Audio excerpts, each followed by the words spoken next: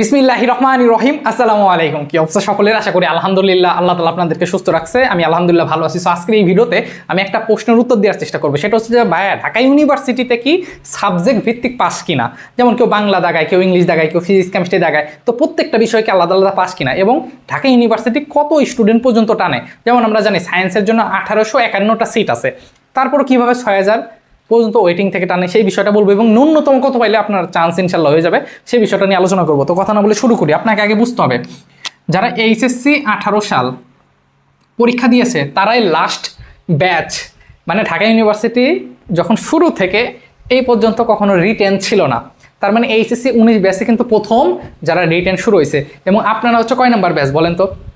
আপনারা 5, হ্যাঁ 19, 20, 21, 22, 23, আপনার 24। তার মানে আপনারা 6 নাম্বার ব্যাচ হতে যাচ্ছেন যারা রিটেন অংশগ্রহণ করবেন। তার মানে আপনাদের এইবারও রিটেন আছে। হ্যাঁ, তার মানে আপনাদের কিন্তু সার্কুলারের পরিবর্তন হয়েছে। আগে কিন্তু আপনাদের 100টা এমসিকিউ পরীক্ষা হতো, এখন কিন্তু 100টা এমসিকিউ হয় না। তার মানে আপনাদের এমসিকিউ হয় কয়টা? আপনাদের এমসিকিউ হয় 60টা প্লাস সিকিউ 40 মার্ক। 60টা এমসিকিউ 60 মার্ক, আর এখানে 40 মার্ক থাকে। তো এখন কথা হলো যে ভাইয়া, এই 40 মার্কের ভিতরে আমাদের ফিজিক্স, কেমিস্ট্রি, ম্যাথ আর বায়ো, ঠিক আছে, এই 4টা সাবজেক্ট, এছাড়াও 4 সাবজেক্ট আছে বাংলা ইংলিশ, ওইটা বাদ দিই। 4টা হচ্ছে কত করে? 15 করে আপনার এমসিকিউ। তো এখন প্রশ্ন, ভাই আমার ফিজিক্সে, কেমিস্ট্রি, ম্যাথ, বায়োলজিতে কত করে পাইতে হবে? মনে রাখবেন এই সবগুলো মিলে হচ্ছে আপনার 24-এ পাস এমসিকিউ। 60-এর ভিতর আপনি 24-এ পাইলে পাস হিসাবে গণ্য করবেন। আর এখানে সিকিউতে পাস কততে? অবশ্যই 12-তে।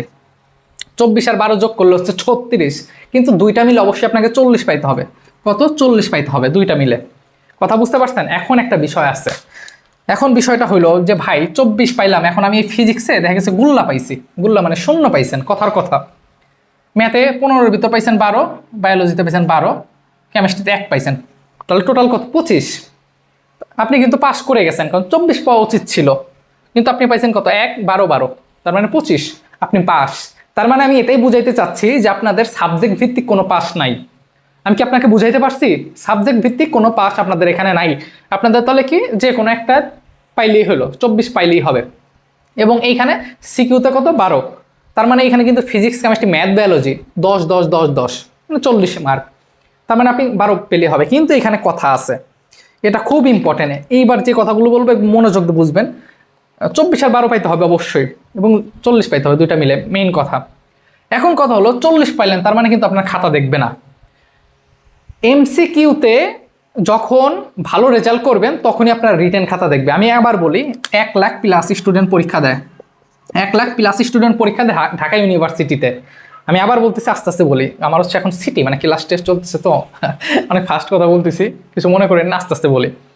1 লাখ প্লাস হচ্ছে সিট আছে, তো সরি 1 লাখ প্লাস স্টুডেন্ট পরীক্ষা দেয়। এখন 1 লাখ প্লাসের কি এমসিকিউ তো আপনার ওএমআর ঢুকাই দিল, রেজাল্টটা হয়ে গেল, কিন্তু সিকিউ তো দেখতে হয়। তো 1 লাখ মানুষের সিকিউ দেখা সম্ভব? সম্ভব কিন্তু না। তো তারা কি করে? ধরেন আপনি যদি সায়েন্সের স্টুডেন্ট হয়ে থাকেন, তাহলে সায়েন্সের সিট আছে 1851টা। আমি আবার বলতেছি, সায়েন্সের সিট আছে কত? 1851। এইটার 5 গুণ রিটেনের জন্য দেখে। তাহলে এটার সঙ্গে যদি 5 দেন তাহলে কত আসে? কত? 9255, তাই না? 9255 মানে 9500 রিটেনের জন্য খাতা দেখে। তাহলে বলা যায় যে যা 24 পাইলেন, 25 পাইলেন, 27 পাইলেন, 30 পাইলেন, তাও আপনাদের দেখবে না। অন এভারেজ আমি এর আগের ভিডিওতেও বলছি যে আপনারা যদি 35 প্লাস পান বা 36 পান এমসিকিউ, 60-এর মধ্যে যদি আপনি 36 পান তাহলে আপনাদের রিটেন খাতা দেখে। সাধারণত দেখা যায় 35 বা 36 9000 স্টুডেন্ট এরকম পায়, এবং এদের খাতাটাই দেখে। কথা কি বোঝা গেছে? তাহলে আপনাদের ইন্ডিভিজুয়ালি পাস না, অবশ্যই 36 পাইতে হবে। রিটেন অবশ্যই আপনাকে ভালো করতে হবে। কথা বুঝতে পারছেন? রিটেনের জন্য জায়গা দেয়, এটা নিয়ে অন্য একটা ভিডিও করবো, সাবস্ক্রাইব করে রেখেন। আচ্ছা দেখেন, এইবার প্রশ্ন আসে যে ভাইয়া, আমি বুঝতে পারলাম যে আমাদের ইন্ডিভিজুয়ালি পাস না, আমাদের এইভাবে আসবে, আমাদের রিটেন খাতাটা দেখবে। এখন প্রশ্ন হলো যে ভাইয়া, ঢাকা ইউনিভার্সিটিতে আসলে কিভাবে সায়েন্সের জন্য 6000 স্টুডেন্ট আনে, ইভেন 7000 স্টুডেন্ট আছে এইচএসসি, ওরা মানে 21 না 22 ছিল। হ্যাঁ, কিভাবে টানে চলেন এবার আলোচনা করি। সাধারণত বাংলাদেশে সবার আগে যে পরীক্ষাটা হয় সেটা দেখা যাচ্ছে যে BUP, Bangladesh university of professional, এদের পরীক্ষা সবার আগে হয়। তারপরে যে পরীক্ষাটা হয় ঢাকা ভার্সিটির পরীক্ষা হয়।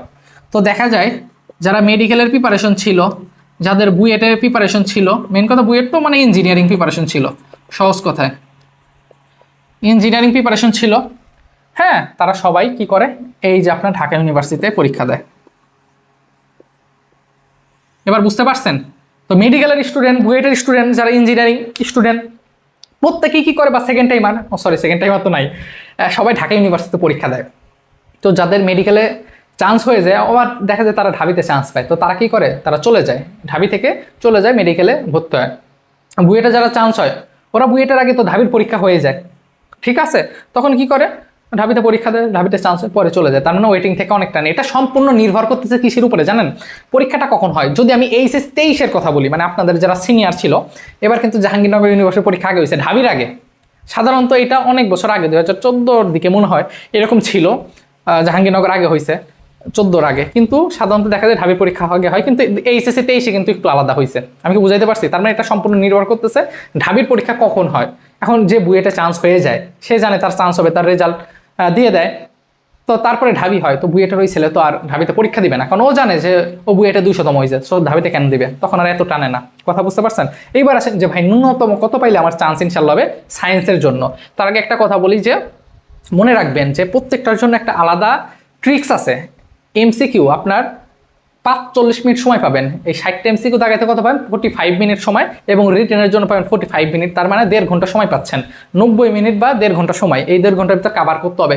তো এমসিকিউ জিনিসটা হচ্ছে আপনার বেসিক তো স্ট্রং থাকতেই হবে, এবং যতটা সহজে শর্টকাট ওয়েতে আপনি আগাইতে পারেন। এক একটা চ্যাপ্টারের জন্য অনেকগুলো টাইপ আছে, সব পড়তে হয় না ভাই। ঢাবির প্রশ্ন খুবই স্ট্যান্ডার্ড হয়, আপনারা একটু প্রশ্নগুলো প্রিভিয়াস ইয়ারের দেখবেন, যখন কোশ্চেন ব্যাংক ইনশাল্লাহ দেখবেন যে কি রে একই টাইপের প্রশ্ন বারবার আসছে। তো আমি এই কারণে প্রত্যেক বছর আলহামদুলিল্লাহ হিউজ পরিমাণে স্টুডেন্ট ভর্তি হয়।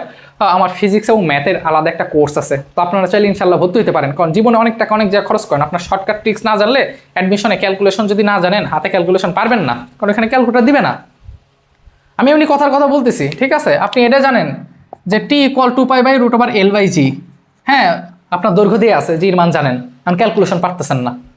তো এটা অনেক বিষয় আছে, হ্যাঁ, ক্যালকুলেশনও আমরা ইনশাল্লাহ শেখাই। সো আমার এখানে হোয়াটসঅ্যাপ নাম্বার স্ক্রিনে হয়তো বা দেখতে পাচ্ছেন, সো এটা অবশ্যই আপনি আমাকে সঙ্গে যোগাযোগ করতে পারেন, বা প্রথমে আমার এই ভিডিওর প্রথম কমেন্টে বিস্তারিত বলা আছে। ওকে, এবার আসেন যে ভাই ন্যূনতম কত পাইলে চান্স হবে। এই খাতাটা, মানে এই কথাটা খাতায় লিখে রাখেন। সেটা হচ্ছে, আমি বলছি আপনি যদি 55 মার্ক পান উইদাউট জিপিএ, আমি আবার বলতেছি, আপনি যদি 100-র ভিতর 55+ পান, আপনার 100% চান্স ইনশাল্লাহ ওয়েটিং থেকে ওটা আনবে। এটা হোক ঢাবির পরীক্ষা আগে বা ঢাবির পরীক্ষা পরে, এটা দেখা যায় অন অ্যাভারেজ প্রত্যেক বছরই এই জিনিসটাই দেখা যায়। আমি কি আপনাকে বুঝাইতে পারতেছি? যখন ঢাবির পরীক্ষা সবার আগে হয়, তখন আরও কমে 53-52 তো হয়ে যায়, ওয়েটিং থেকে 6000 পজিশনে চান্স হয়ে যায়। নর্মাল সাবজেক্ট আছে, বিশেষ করে সায়েন্সের কথা বলতেছি। আর আপনাদের এইদিকে যাদের জিপিএটা কম, এইদিকে জিপিএ আছে কততে, জিপিএ আছে হচ্ছে 20, তাই না? এই 20-এর ভিতরে আপনি যদি 18 পান, তার মানে আপনি কত, 2 মার্ক কম। 2 মার্ক কম নিয়ে অহরহ স্টুডেন্ট আছে ঢাবিতে, অহরহ স্টুডেন্ট আছে যারা জিপিএ অনেক খারাপ, যাদের জিপিএ অনেক খারাপ, তারপর ইনশাল্লাহ চান্স হচ্ছে। এই অ্যাডমিশনের সময় খুবই সেন্সিটিভ, ভালো করে পড়াশোনা করতে হবে।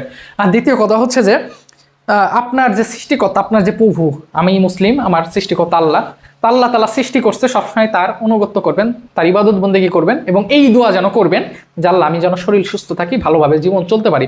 অনেক স্টুডেন্ট দেখছি পরীক্ষা ভালো করবে, টপ করবে, পরীক্ষার হলে যাওয়ার আগে, আমার একটি স্টুডেন্ট মোহাম্মদপুরে পড়তো, ওর কথা বলি খুবই আফসোস লাগে, যাওয়ার আগে অজ্ঞান হয়ে গেছে। এমন একটা অবস্থা, পরীক্ষা দিতেই পারলো না, ঢাবিতে সেকেন্ড টাইম আর নাই। সো কিছু কিছু এক্সপেকটেশন থাকে না মানুষের, যে আমার স্টুডেন্টের হবে, পরীক্ষায় দিতে পারে নাই, এই কারণে নামাজ পড়বেন, আল্লাহর কাছে দোয়া করবেন। ইনশাল্লাহ ভিডিও ভালো লাগলে সাবস্ক্রাইব করে রাখবেন, পরবর্তীতে অনেক ভিডিও আসবে ঢাবি নিয়ে, এবং আমার রিটেন পার্ট নিয়ে আলোচনা করবো পরের ভিডিওগুলোতে, ঠিক আছে? এবং আমাদের পেজ এবং আমাদের গ্রুপ, প্রথম কমেন্টে সব কিছু বলা আছে, আমাকে নক দিয়েন, আর ইনশাল্লাহ দেখা হবে। কোর্সে যদি ভর্তি হন, ফিজিক্স বিশেষ করে ম্যাথে 750 টাকা করে লাগবে, আহামরি বেশি টাকা না। তো সবাই ভালো থাকবেন, নিজের খেয়াল রাখবেন ইনশাল্লাহ। আর যদি কোনো প্রশ্ন থাকে কমেন্টে করবেন, আমি পরবর্তীতে আপনার ওই প্রশ্নের উপর ভিত্তি করে একটা ভিডিও বানানোর চেষ্টা করবো। আসসালামু আলাইকুম।